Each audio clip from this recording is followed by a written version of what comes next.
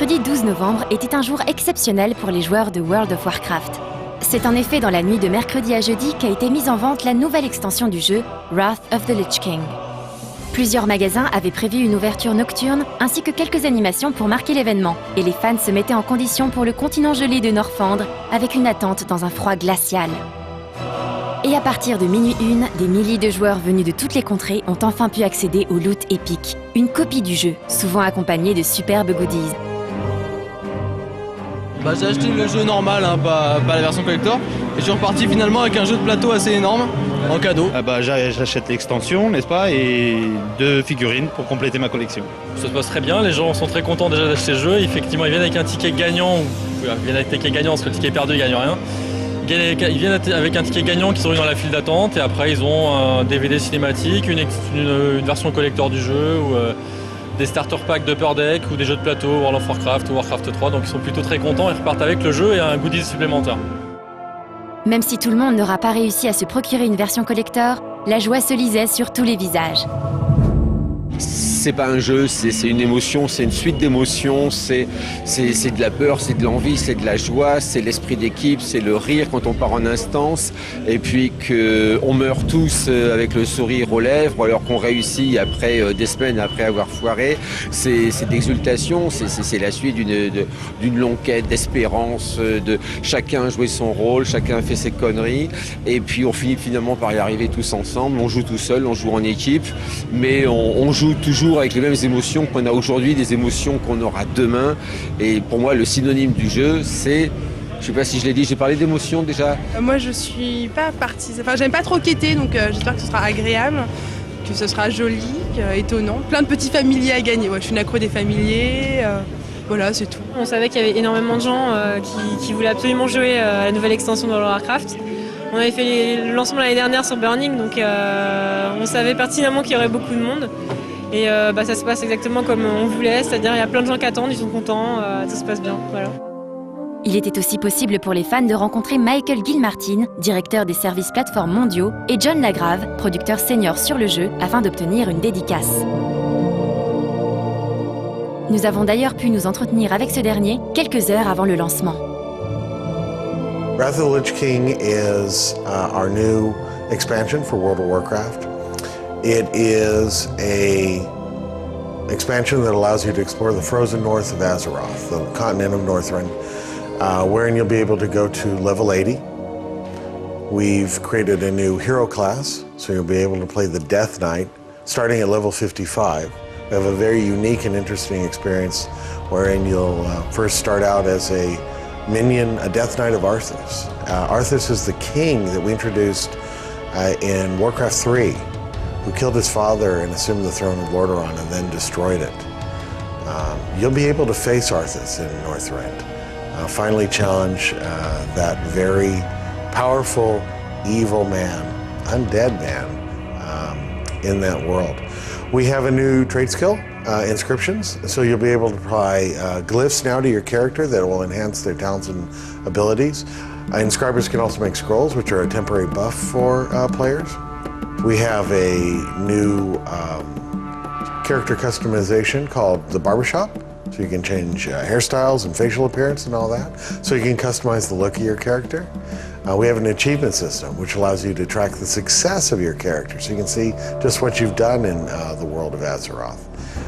So we have a dozen dungeons to explore. We have 3 raids to play in. We have a new battleground. We have vehicles. We have destructible buildings. We have a ton of awesome stuff for Wrath.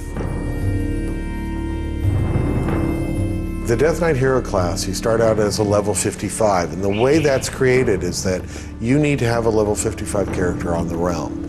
You'll be able to create this Death Knight hero class, and you first start out as a Death Knight, just like the ones that are in Warcraft 3 if you play the real-time strategy game. But you're under the control of Arthas. Arthas was, again, the very powerful king who killed his father, fell under the sway of the Lich King. And you're part of that group. You play for 3 levels. It's a fantastic new questing storyline. It's probably one of the best things we've ever done. Eventually, you'll break control from Arthas. You'll be able to be your own. And so, Horde or Alliance, you'll be able to be a Death Knight and explore the rest of the world. So you'll be about level 58 when that happens, and then you'll be progressing up through the rest of the game. We did rethink, at first, the rating system. Our whole rating philosophy has changed for Wrath of the Lich King. One of the things that we've always wanted is for everyone to enjoy our game. Sometimes it's very hard to get 25 people together, you know, from your guild to play that night to go do Black Temple. What we've done in Lich King is we've made it such that you can go in as a 10-man group and go raid a dungeon.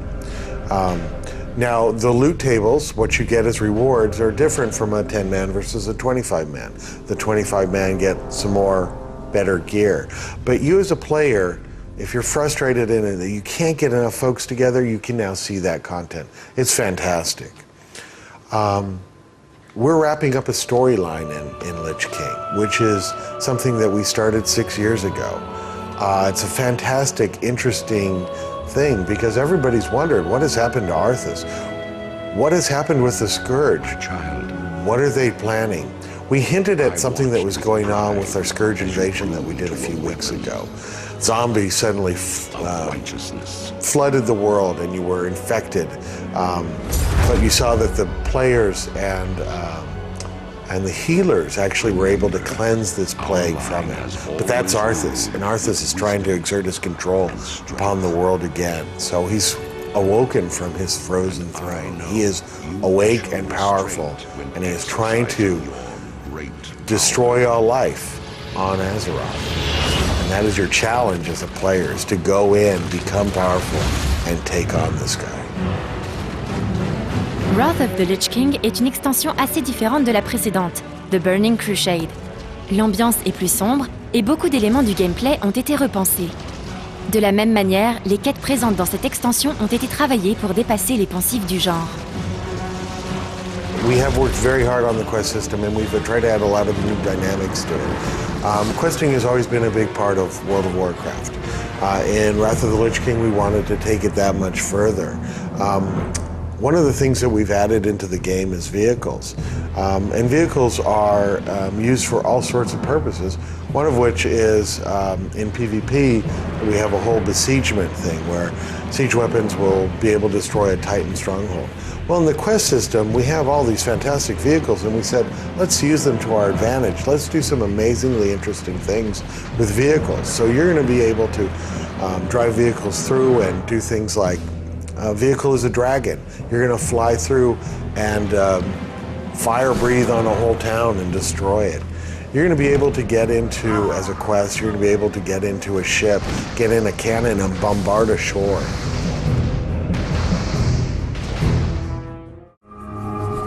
Le moteur de jeu un peu vieillot aujourd'hui s'est vu redonner un coup de jeune avec l'ajout de plusieurs fonctionnalités. We did. We added some functionality to the engine. We added dynamic shadows. We did that for a couple of reasons. One, we thought they looked beautiful. If your system can handle a dynamic shadowing rendering, I recommend you turn it on. It looks fantastic. We also wanted to acknowledge that we built WoW 4 years ago for a certain set of hardware that could operate. There's a lot of fantastic new hardware out there, and we wanted to, at least in part, support that kind of ability. Now, none of that's necessary to play Wrath of the Lich King. The game is still the game. Gameplay hasn't changed at all. But if you have that very special machine, you're able to turn on a few extra things and see a little bit more flash. Les joueurs fans de PvP pourront ainsi découvrir une nouvelle zone qui leur est entièrement dédiée. Wintergrasp is an old Titan stronghold. So you get to see the Titan architecture from the very, very beginning of Azeroth. The Titans were a very powerful race that has since disappeared from the world. Wintergrasp, and the dynamic that we have there is siege engines go about, and one faction will be playing to hold off the besiegers. The other side will be in siege weaponry trying to blow up the place. So you're able to drive a vehicle up and launch ballista into the buildings and destroy them. It's a great pitched battle that goes back and forth.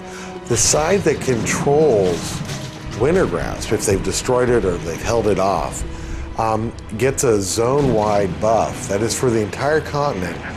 That faction gets a buff. So it's very important, actually. Helps out in the entire world in this huge PvP pitched area. It's fantastic. Great stuff. Aujourd'hui, la société Blizzard a fortement grandi grâce au succès de World of Warcraft. Et le développement continuel du jeu est un challenge qui demande beaucoup de ressources. Blizzard generally doesn't like to release a whole lot of things. We do have 11 million subscribers worldwide. They're spread across all regions, from Europe to North America to Asia. We're very fortunate to be so popular in all of them. We have 125 people working on our game. These are designers, artists, programmers, producers, all trying to make a great game for you. We work long hours to do this kind of thing. We have data centers across the world, as I just said, in all those regions. We're very, very dedicated to doing that. The development team is just one aspect of it. We have community managers and community representatives that answer the forums. We have all those GMs that you talk to in game. We have our network support in each of those data centers connecting up and doing that. We have a live operations team that's directly tied into our development team 24/7. These are the programmers that make sure the servers are up and running or fixes them when they aren't. Lots of folks involved. I mean, thousands of people involved at Blizzard to bring this game to everyone here. Mais le succès de World of Warcraft, justement, a-t-il changé le Blizzard des temps anciens? Well, we moved to a bigger building. It changed us, absolutely. As far as things like, absolutely, we now have a campus. We have 3 buildings where we house all the different development teams. Our headquarters is there, our sound department is there, our cinematics is there, support, quality assurance. We have a cafeteria. It's all these things that help grow the company.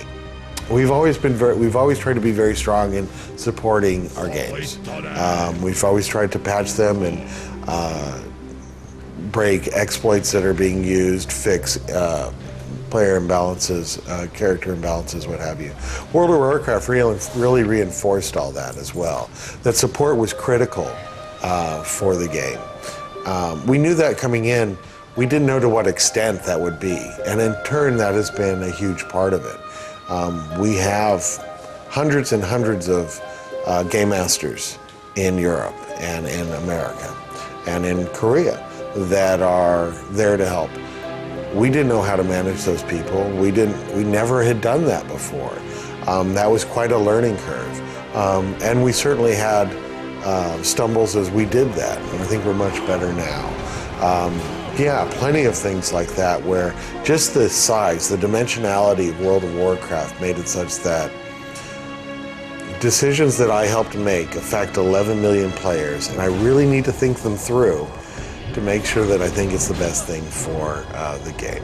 And all developers are in that perspective.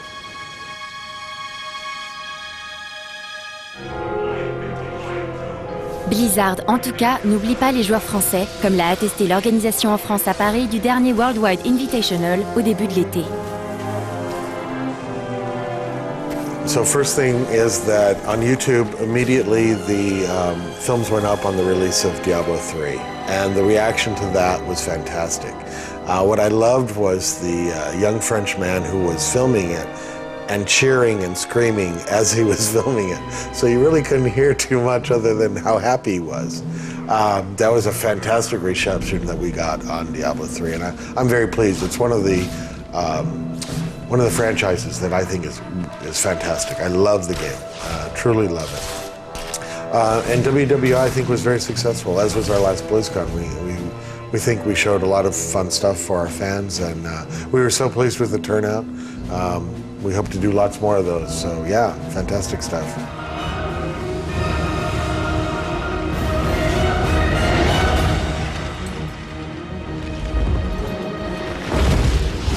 But the truest victory, my son, is stirring the hearts of your people.